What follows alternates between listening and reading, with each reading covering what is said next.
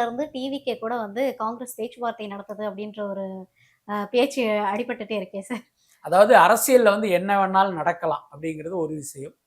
அரசியல்ல பார்த்தீங்கன்னா, இந்த நிரந்தர எதிரியும் கிடையாது, நிரந்தர நண்பனும் கிடையாது. இது வந்து நம்ம கடந்த காலங்களில் பல்வேறு சந்தர்ப்பங்கள்ல நம்ம பார்த்துருக்கோம். இப்ப திமுகவும், காங்கிரஸும் பல வருடங்களாக கூட்டணியில இருக்காங்க.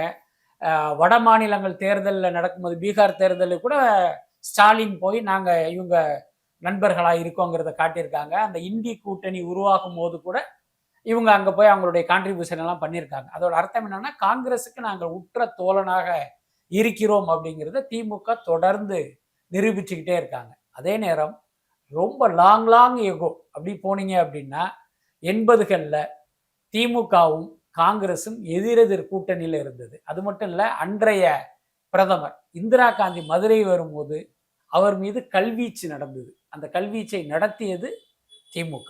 அதுக்கடுத்து அந்த கல்வீச்சில் இந்திரா காந்தி காயமடைகிறாங்க. அவங்களுக்கு ரத்தம் கொட்டுது.